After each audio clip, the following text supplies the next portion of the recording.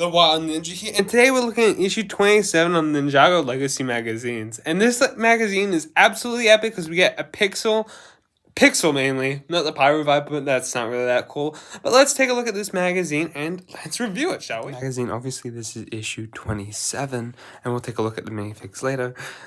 As we usually get, we get this sort of page here that tells us about basically Lego itself and what themes it wants to promote.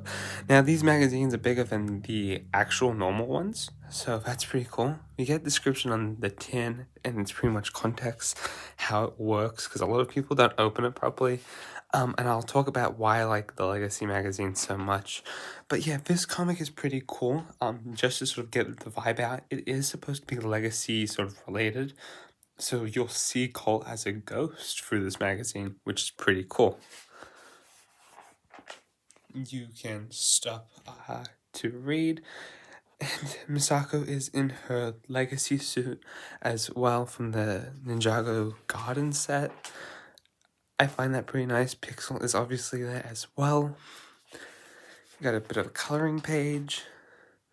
Ghost Cole. That's pretty cool. These core suits are definitely sort of like a legacy, in a legacy format, I guess. I wouldn't say it's legacy though, but the amount of times these suits have been pretty much reused since Crystallized, since 2022, they're pretty much legacy suits. And that's the end of the comic strip. We get a beautiful poster of Cole, which is nice, and we get another poster of the rest of the team in their vehicles, which is pretty cool. And that's the bottom part of the poster. Yeah, pretty sick. Not gonna lie, these magazines are pretty cool. The legacy ones. They have activities which I don't really do much of them at all. I mainly get them, obviously, as everyone else does for the minifigs. Pixel is included. You get some context about Pixel herself in Season 8, being pretty much the Samurai X. And yeah, it's just pretty cool to finally get Pixel sort of in this format. Pretty cool. We get a bit of information about the snakes. We're going back to Season 11. In the magazines, going over that history. Got a promotion for that boxed core set from last year. And just some other activities. And that will be the next issue, 28. It'll come with the Golden Lloyd from Core. And, I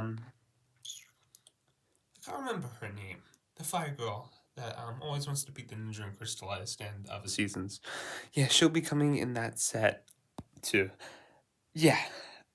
So when that magazine comes out, I will definitely do a review on that as well. So let's take a look at the minifigs. First of all, we'll take a look at quickly the minifigs that you get. You obviously get Pixel and a Pyro Viper.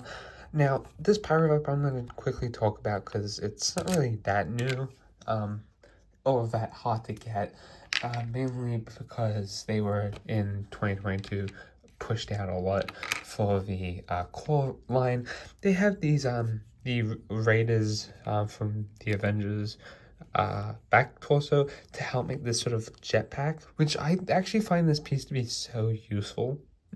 It is really cool to use this to do cool stop motion, cool action sequences, just absolutely cool. So it's very great to get one of these in a tin magazine. But just to build off a Serpentine collection of snakes, there's not much specifics on what Serpentine tribe this is from. I would presume this is the tribe that digs, just because it's orange color and silver color as well. I know there's not much black on it either, but they sort of give me that ancient vibe of them. Basically Chokin's clan, I can't remember the clan that's from. But it's very nice to get a snake. Obviously, you're not going to just get one for Legacy Magazine, one character by itself, which I don't think the price for a magazine by itself with one minifig is good. I think obviously getting two minifigs is a lot better, but sometimes it does work out because, for example, here, Pixel is a very expensive minifig by herself these days. She has only come in two expensive sets, and I honestly think it's really amazing that we've gotten her in this issue. I never thought we had gotten the Samurai X minifigs. One of them, I don't think, no wait, I think it was this one in particular, that she came in a 2018-2019 magazine, which was pretty cool, but it's nothing really that fancy. Admittedly, between the two Samurai X suits, I kind of like this new one better. Looking at it in person, from looking at photos and reviews, obviously I didn't know what to think. It does something interesting, as this was obviously did come out in 2022. That says Pixel on the back. It's basically a mech pilot suit in a funny way. She is a samurai, so it's not really a mech pilot suit, but obviously that is sort of a cute inclusion to obviously have. I definitely do like this Pixel minifig a lot. I should probably stop saying because someone's gonna probably comment saying you're saying too much, which I probably do say that too much. Pixel does have sort of lines in her eyebrows, which I think that it's a normal thing, but something that I think that's pretty cool. She gets two faces. She gets a sad, and she gets not sad. She gets a pretty angry face and a happy face, and we finally get her hairpiece in silver. They originally used what was it, an ancient person's hairpiece that came in a CMF in gray, but this silver one works a lot better. The tin here is absolutely cool. I like it a lot. I've so far got Lloyd's one, Kohl's one, and Jay's one, and I'm using it just to store, like, to be honest, like cash and all that stuff at the moment, and stuff like important sort of stuff. I feel like this Pixel one is very special, so I'm gonna just store the Pixel minifigs that I have in here. So I only got like Samurai X suits, so I'm just gonna store them pretty much in here. There's nothing else I could really do. There's only like 4 Pixel minifigs at this point in time. But back to the tin itself, you obviously had the Samurai X symbol versus a snake symbol, obviously to represent the serpentine. He's faced on one side, which is pretty menacing. Then you have Legacy Box, and then you have Pixel's face, which is absolutely epic. It has a bit of dirt there from the tape, obviously held down from the magazine. But I've got to just say, if you can find this at your local magazine shops, I know it just has come out in Australia. It's probably out in other countries.